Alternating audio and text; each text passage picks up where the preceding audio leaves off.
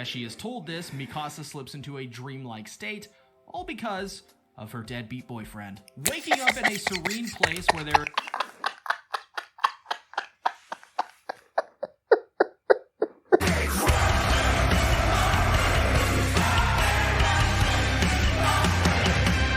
Hi everyone, I am going to watch Attack on Titan's ending explained by a channel called C Tactics. I was just here doing my normal reactions, and like I said, usually I listen to some music and whatnot before I get into the episode, whether it's a anime intro or like any kind of music like to get me in the mood. Either way.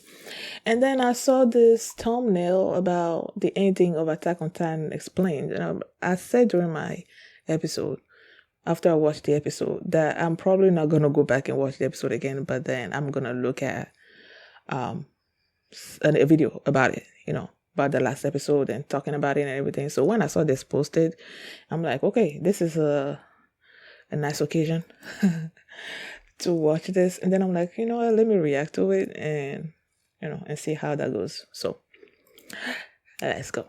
After Attack on Titan's ending, you may have some questions. So in today's video, we'll be fully explaining the ending of Attack on Titan so that you'll know exactly what you just saw. Keep in mind as well, I am also a manga reader and have extensively studied Attack on Titan over the last 3 to 4 years on this channel. So This is a comprehensive and precise explanation. Good. If you love Attack on Titan, Jujutsu Kaisen, One Piece, Demon Slayer, or Chainsaw Man, then this is the channel for you. Subscribe and drop a like and help get this video out there to spread the good word of Attack on Titan. So to start out with the super basics, after Zeke is killed, the rumbling is stopped. This is because Eren has to always be in contact with someone of royal blood to have the rumbling be activated. Okay. So with no contact with Zeke, the rumbling is stopped dead in its tracks. But from here on out, Eren cannot reactivate the rumbling unless he somehow calls in an emergency airdrop containing Historia. Anyways, Mikasa has a sudden realization. The time Eren told Mikasa the lies about the before I continue, he said that I know he has to have contact with the person of royal blood and whatnot, but then after they killed Zeke and that white founding Titan thing was still trying to connect to Eren, and they were saying that if he connected to him that he was gonna start back up again. So what does that mean? Maybe they will explain it later, but either way. Mikasa has been stopped dead in his tracks. From here on out, Eren cannot reactivate the rumbling unless he somehow calls in an emergency airdrop containing Historia. Anyways, Mikasa has a sudden realization. The time Eren told Mikasa the lies about the Ackerman gene and beating up Armin cannot be their last meeting. The final words that he says to her can't be, "I always hated you." As she's thinking about this, from the crater of War Mikasa has a sudden realization. The time Eren told Mikasa the lies about the Ackerman gene and beating up Armin cannot be their last meeting. Okay. The final words that he says to her can't be, "I always hated you." As she's thinking about this, from the crater of where the Doomsday Titan, Eren's name for the founding Titan form, was in, Armin as the Colossal Titan makes his way out. You can visibly see the despair on Armin's face as he realizes what he had just done. He had to come to the last option, which was to kill his own brother. However, the Hallucinogenia, which is trying to return to its host, Eren, is being held down by Reiner as the Armored Titan. What? This is important as the hallucinogenia. What?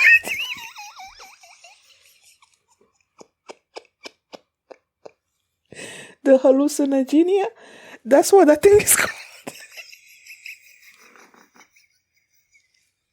I'm laughing at myself because of how I was calling it like the laugh looking thingy, because I'm calling the laugh looking thingy because when they were talking about Ymir's story and everything, how she came into contact with the thing that gave them life, gave Titans life. What that thing looked like is that white little thingy, So you calling it life. And they're calling it hallucina. What? Oh, forget. Let me go back. Titan makes his way out. You can visibly see the despair on Armin's face as he realizes what he had just done. He had to come to the last option, which was to kill his own brother. However, the Hallucinogenia, which is trying to return to its host, Eren, is being held down by Reiner as the Armored Titan. This is important as the Hallucinogenia found inside the basin of a tree is the very organism which attached itself to Ymir Fritz 2,000 years ago to create the very first founding Titan. To put it simply, that's what this is the very organism responsible for the existence of the Titans. Even more so than Ymir or King Fritz. So this fight between it and Reiner is just as important as the one with Eren. However, surprisingly, Eren is still alive, likely from being able to regenerate as a Titan shifter and transforms, nuking that poor crater once again. Eren has now transformed into a hulking colossal Titan, just like Armin. Eren is able to do this for the same reasons that he was able to summon the Colossal Titan on the back of the Doomsday Titan, along with the history of all the other Titans. Simply put, Ymir Fritz gave him the power to do so.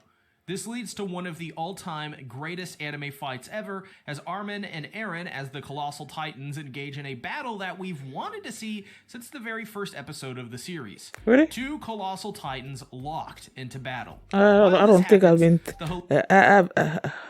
I'm assuming that as a manga reader, that's why he's saying that, you know, they've been looking forward to these two Colossal Titans facing each other. I have not.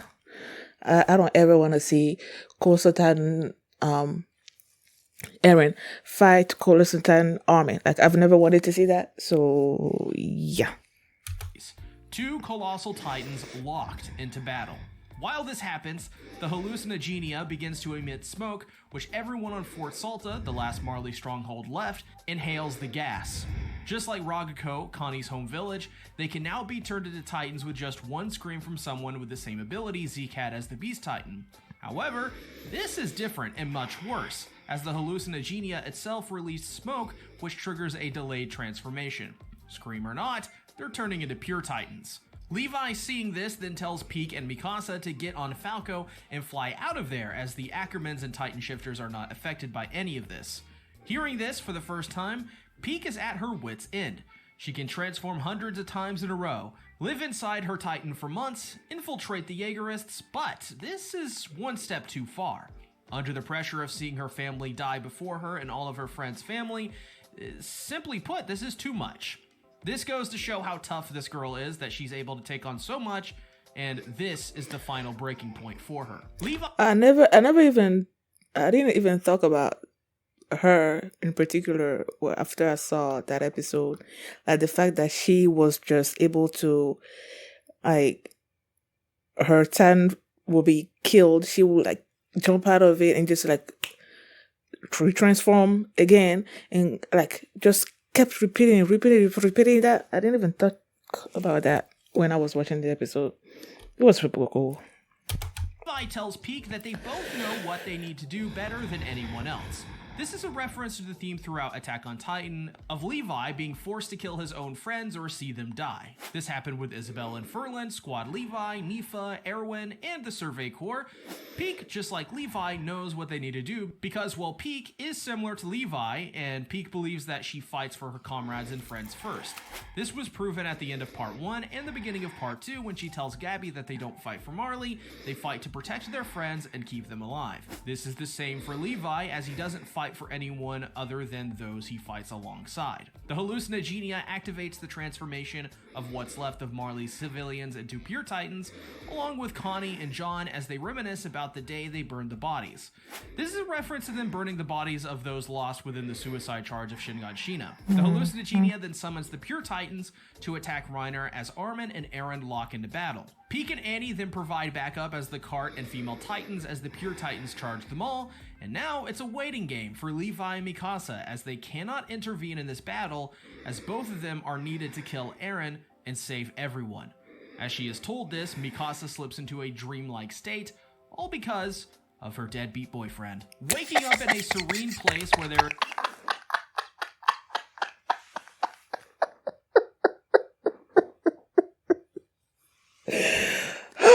That was funny. Oh, because of her deadbeat boyfriend.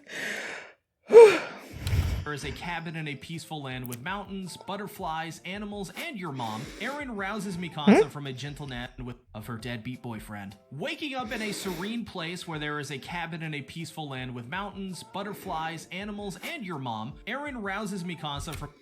And your mom? Waking up? From a gentle nap as we are gifted with Eren's short hair once more. The reason for this is because after the death of Erwin and the full activation of his powers and memories, Eren stopped caring in general about living, and so he grew out his hair long, which symbolized that Eren had nothing left to live for, other than moving forward and completing the rumbling. The reason he has short hair here is because Eren cares for Mikasa, and so he took the form of short hair, which... How do you know that? It's a nice, I guess, meaning, I guess, behind the short hair and the long hair, but I don't know. I guess if you don't care about anything, you won't care about cutting your hair. I don't know. Which is also what Mikasa prefers Eren to look like as well, and honestly, so do I. Also, as an aside, the reason Mikasa has her hair back to normal is because this is how Eren sees her as well, not with short hair. This is because Mikasa did grow her hair out a bit, but one day it was accidentally cut at the knot it was tied up in. This also is exactly why Mikasa's hair was so short in the final season. It wasn't her intention, it was just an accident. And also, considering that Eren had not seen her until much later after she had the short hair, well, he didn't have much time to experience Mikasa with that hair, and so he remembers her with much longer hair. In a moment that directly mirrors episode 1, Under the Tree, Mikasa wakes up and cries suddenly. This mirrors the nightmare that Eren had in episode 1 that was in reality memories sent from Ymir and future Eren. Mikasa says she wondered why she doesn't belong here, which is this mirrors the nightmare that Eren had in episode 1 that was in reality memories sent from Ymir and future Eren. Mikasa says she wondered why she doesn't belong. Memory that directly mirrors episode 1, Under the Tree, Mikasa wakes up and cries suddenly. This mirrors the nightmare that Eren had in episode 1 that was in reality the nightmare that Eren had in episode 1. Memories that he said.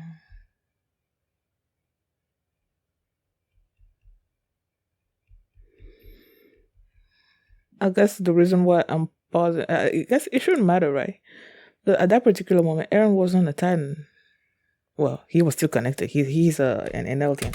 Memories sent from Ymir and future Eren. Mikasa says she wondered why she doesn't belong here, which is when Eren says that they can't go back now, not after they ran away that night they had in Marley. This timeline they're in is basically one in which Mikasa that night, when Eren asked her what he means to her, she confesses her love and they run away together, spending the rest of Eren's life in a remote location, living peacefully. Which is also a mirror of the way that Mikasa lived with her parents, in a cabin in the woods, far away from civilization. Aww. This is a representation of Mikasa returning to her most happiest time, her childhood. So in that space of time, the war with Marley ended, and in 2 months since, the invasion of Paradis will soon begin. So running away was the only way anyone could survive, and as well, that Armin was likely already dead.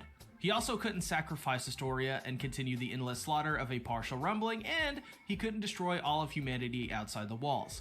So, this was their only option, running away. This above all else confirms that Eren had no choice in activating the rumbling, as it was either he commit genocide or let Marley commit genocide. So he has 4 years left, and in reality, it was her who asked him to run away with him. This means that Mikasa always made the right choice by not confessing her love to Eren, because if she did, he would have given up his dream and the world and even Armin for her. So the two embrace one final time, and Eren cuts to the chase and tells Mikasa to make him one final promise: to throw away the scarf once he is dead. She never did. Because Eren feels immense guilt over what he put Mikasa through, and because of that, Eren feels that the best thing to happen to Mikasa would be to forget about him altogether. After all, this is the mass murderer who committed genocide and omnicide. As well, Mikasa has plenty of life left, so he wants her to be free of him. All the while, a bird flies over them freely, harkening back to the initial episode of Attack on Titan, and one of the constant reminders that humanity is not free, with the bird representing Eren's fight for freedom. However, Mikasa, despite Eren telling her this, she cannot promise something like that. So as Mikasa awakes from the different timeline, she tells Levi and Armin that the place where Eren is located is inside the Colossal Titan's head. This is because Eren told Mikasa that this is where his head is located, and basically Eren is allowing Mikasa to kill him, as she's the only one he believes should be able to kill him. So Levi launches the Thunder Spear, using Hange's own invention to make a way for Mikasa to rush in, and in a split second, cut off Eren's head, as Mikasa and Eren's final moments together are back at the cabin, where Mikasa says her famous line, "See you later, Eren." The reason she states this is because this is not a goodbye. She plans to see him again when their time is up. Holding the severed head of Eren as Ymir looks upon them with a smile, finally Mikasa and Eren get their kiss as Mikasa breaks the generational-long cycle of hatred between Marley and Eldia. Just as when Mikasa got her final moments, Eren also talks to Armin, and it's revealed that Eren beat up Armin because he was so desperate to get Armin and Mikasa away from them to create distance and protect them, especially from himself. Also, he made sure to do this because it had the perk of making anyone who killed him look like the heroes that saved humanity. Especially if it was Eldians, as it would instantly change their outlook, as they'd be the ones who stuck by humanity and saved everyone in the end, despite them being called devils and sinners in the past. Armin, realizing that Eren is setting them up to be essentially heroes and like the Tiber family, tells Armin that they won't be able to fight back for a long time, as 80% of the world was destroyed by Ene. So he tells Armin to walk with him as they talk about Ymir Fritz. As a side note, the reason they're back at the docks as a kids is because, like Mikasa, this is the time Armin wished he could go back to, when they were kids on the docks just being innocent little fucks. Eren shows Armin burning water, which is magma seeping from an erupting volcano, and Eren says that for 2,000 years now, Ymir has been obeying King Fritz. After all he's done to Ymir, she continued to obey him. And the reason is because through all of this, Ymir Fritz developed Stockholm Syndrome and astonishingly fell in love with King Fritz. Okay, that's I didn't like phrase it. Like I didn't quantify. I don't know. I didn't think about the Stockholm Syndrome thing. I'm just like, how are you in love with that dude? The Stockholm thing didn't cross my mind until he mentioned it. So that makes sense. This take place in how Ymir always looked at how King Fritz would act around other women and how Ymir would look at them from afar. So, for 2,000 years, she sought someone to free Ymir from her love for Fritz, and that person arrived after 2,000 years. It was Mikasa Ackerman.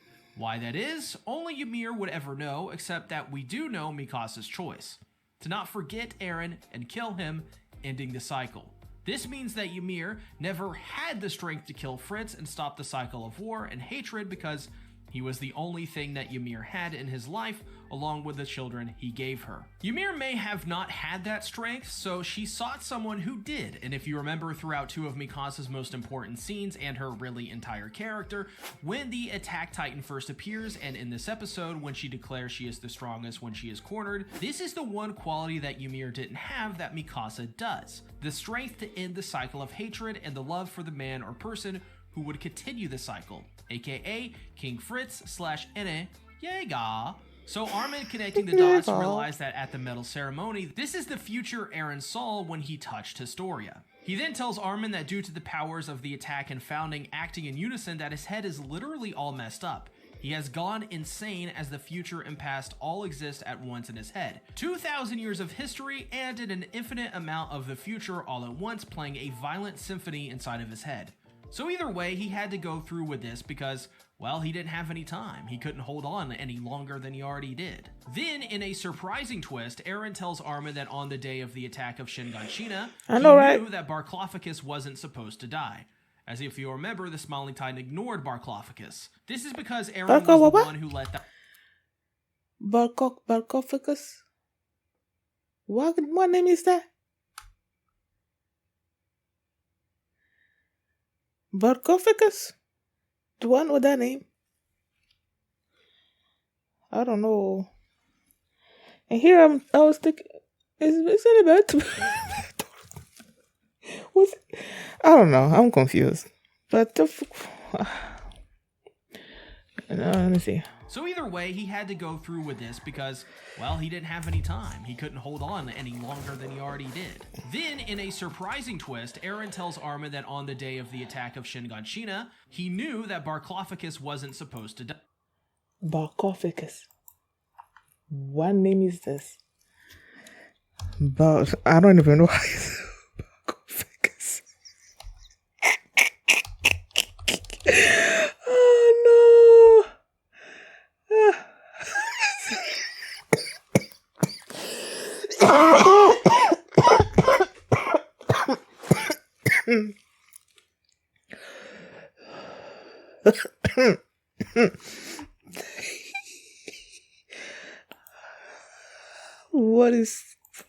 What's I don't know how to spell it. And I'm looking at Barcelona. What the heck? Barklophicus. Who is Barklophicus? Like when I looked at the dude, I'm thinking Bertoldo. But was I wrong? And it's somebody else a character that I completely forgot about. Barklophicus. Even the Google YouTube Translate is not giving me the proper name. It's just saying Baracus. That's not Baracus. What am I looking for? Barklophicus. I don't know. As if you remember, the Smiling Titan ignored he knew that Barklophicus wasn't supposed to die. Armin that on the day of the attack of Shiganshina, he knew that Barklophicus wasn't supposed to die. Barklophicus. You know what? Excuse me.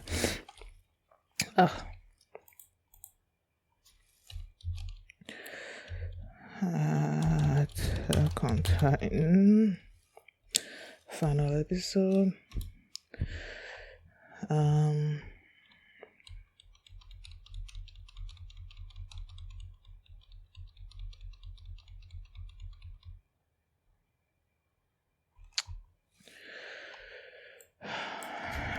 Eren killed his mom.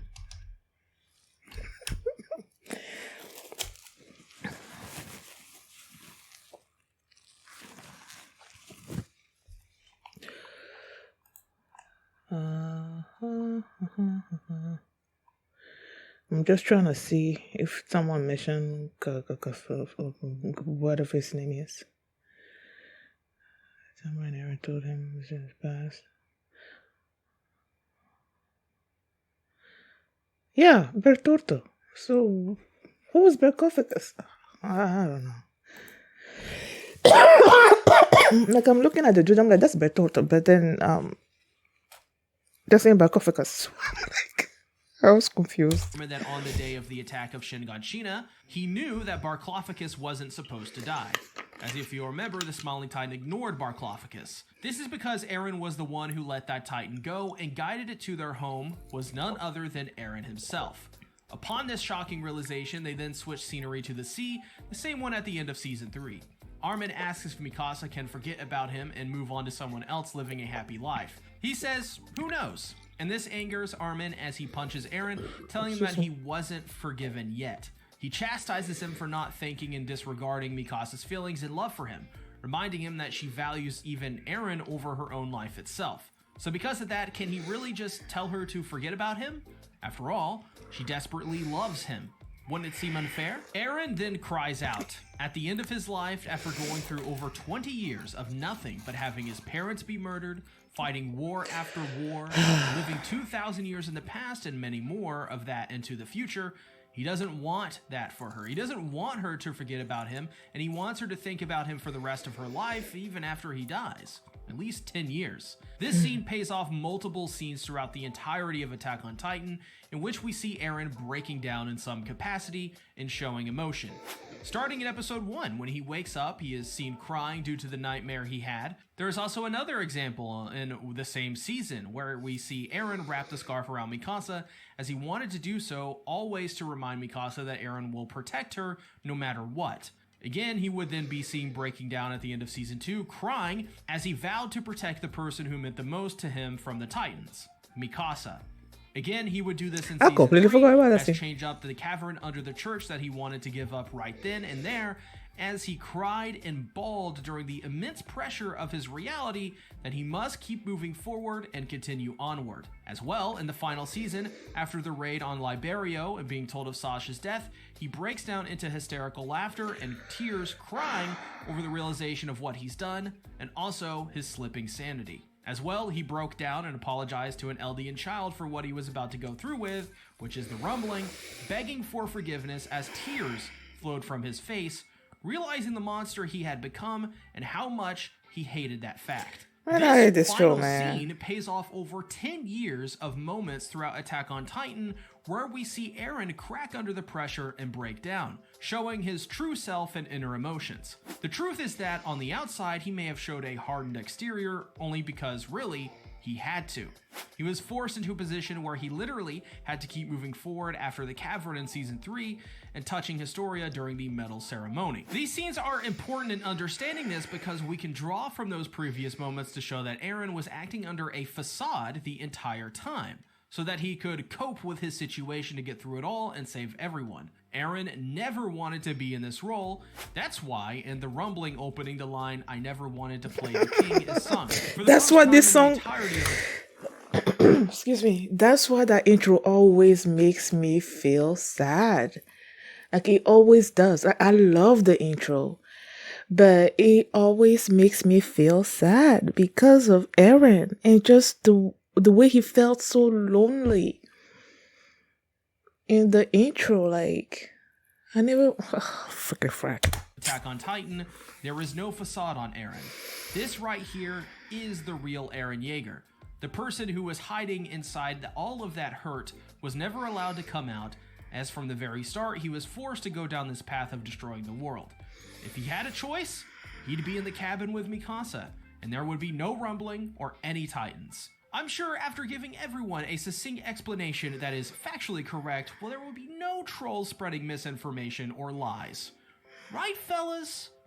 Right? Eren doesn't want to die and wants to be with everyone and Mikasa. Armin, hearing this, tells Eren that there must be some other way. But Eren states that he killed billions of people, and for that reason, he will never be forgiven. How could he? Even if they didn't stop him, he would have flattened everything to completion that day. He then recalls his birth and being given the name Eren by Grisha, as he doesn't quite recall, except for the words Grisha said to him.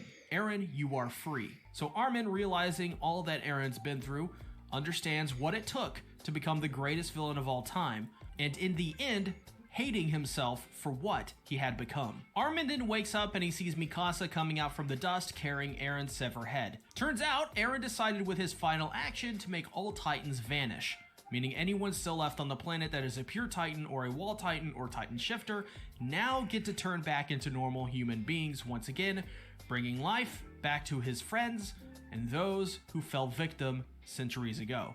It's also revealed that Eren talked to each other and every one of them, much like how Eren talked to Mikasa or Armin. He told Connie his mother would turn back into a human, Annie that she would live a long life, as Annie in tears said that she never asked for any of this, calling him a suicidal blockhead. That's where I started crying. However, Pieck wishes she could have talked to Eren because she never seemingly got the chance to, as Eren seemingly just didn't talk to her. I find this funny, by the way, the fact that Pieck just wished she could talk to him and Eren just not. So we got one. Why would he talk to her? He doesn't know her like that. Okay? He doesn't know her like that. He knows everybody else. Annie, Connie, Jean, Mikasa, Armin. Those are his peeps. He doesn't know peeps. Of the more emotional moments where Levi sees his dead friends over the years, Oluo, that made me bawl. Hange, Erwin, Mike. He realizes this very thing is what they dedicated their hearts for, and that this is the true meaning of the phrase.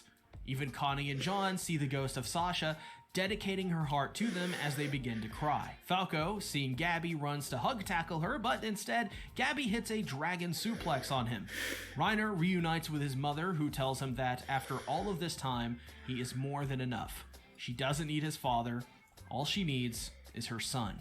So Mikasa then goes to lay Eren to rest under the tree, the place he loved to rest in episode 1, and the very first place we saw Eren in episode 1 of Attack on Titan, is now the final resting place in the final episode. After that, Secretary Mueller is confronted by the Eldians as they inform them that the Titan power has vanished and that Eren Yeager is dead.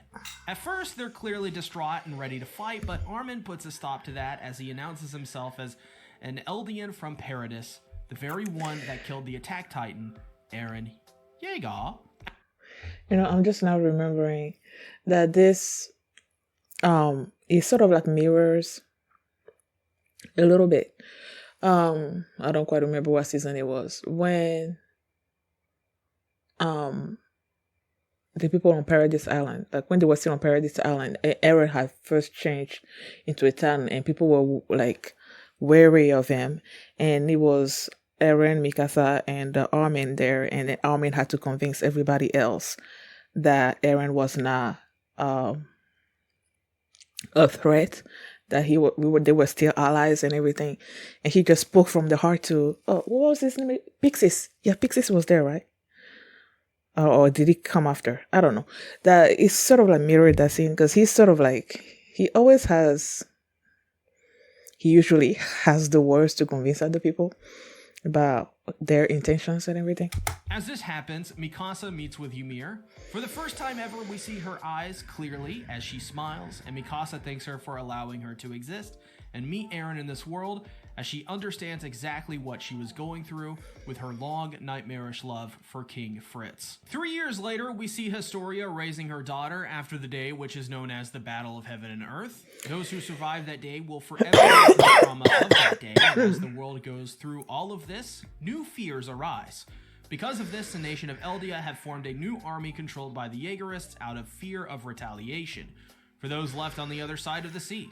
In the crowd, as the new Jaegerists chant, we can see Hitch and Rico there, still doing their thing as Nicolo and the girl that Sasha saved, Kaya, are in the crowd.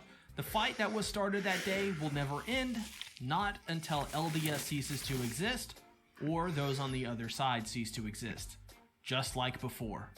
As the former Titan shifters on the boat travel to meet with Historia and the Jaegerists, they all sit around a table as Armin reads out the letter that Historia sent them.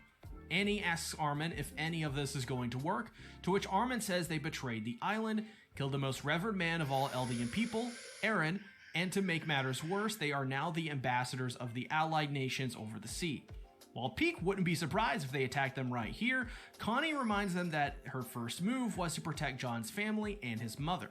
Above all else, though, is that when they see them, they'll want to know their story of how the two groups of people that were trying to kill each other initially were able to wake up and put it all behind themselves to fight to save the world and really advocate for peace. While this is happening, Mikasa is waiting for them to come visit Eren and his grave at the very same tree from the I love the way he says Eren. See that Paradis has made major progress in rebuilding as there are no more walls, only scars left on the ground from the rumbling. Mikasa says that she'll miss Eren so much, and just as she starts to cry, a bird flies down and wraps the scarf back around Mikasa, symbolizing that they are now free from war and hatred. Nightmare outside the walls Eren wanted to get rid of is now finally over. Mikasa, remembering all he did for walls, Mikasa, symbolizing that a bird flies down and wraps the scarf back around Mikasa, symbolizing that they are now free from war and hatred. Nightmare outside. How? Why does that symbolize that? Are they free from the war? Because it didn't seem like they were free. The walls Eren wanted to get rid of is now finally over. Mikasa, remembering all he did for her, remembers the most important memory of them all, the time that Eren wrapped the scarf around her to protect her and keep her warm. As time passes, Mikasa grows old, unable to walk and only using a wheelchair to get so that around. was her? Surrounded by her family, she visits his grave. I completely missed that. Like, I saw the people there, but I just thought it was just like regular people. You know how you have the Jaegerists that worshipped Eren and everything, that people that still looked up to Eren coming to visit his grave. That's what I thought that was. It didn't cross my mind that it was Mikasa and her family. What the heck? One more time. Now seeing that Paradis has heavily industrialized with cars and giant buildings as the trees have grown even more since that day, she shows her grandchild the grave of Eren and she herself at the end of her life. Barely able to do so, is helped to put the last flower she'll ever give to Eren on his gravestone as she then passes away from old age. Retaining the scar. What the heck, Mimi? I completely missed this thing. See, that's why I said I needed to watch one of these videos, because I knew I would miss stuff. Like I saw... You know what I thought about when I saw that the first time around in the show? I didn't mention it, I didn't talk about it, but like when I saw that, I was like, that's Eren's body without the head, because they didn't show the head. So,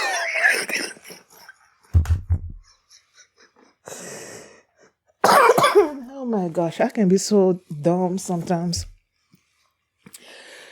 Whew, excuse me, I keep coughing. I don't know.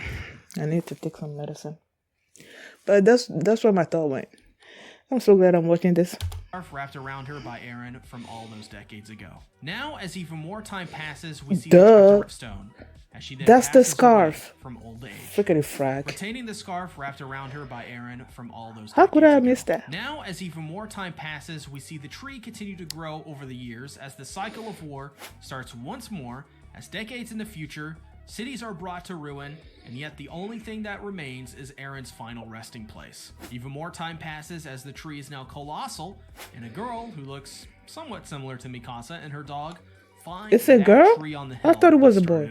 This is exactly what Eren said would happen, is that war never changes, and that no matter what, no matter how much time or however big the disaster may be, humanity's need to war and conflict will always drive them back into the line of war with hatred. Attack on Titan's story is a representation of the human cycle, of how humans create conflict, resolve them, forget them, and eventually start it all over once again. The only difference is how the wars are waged.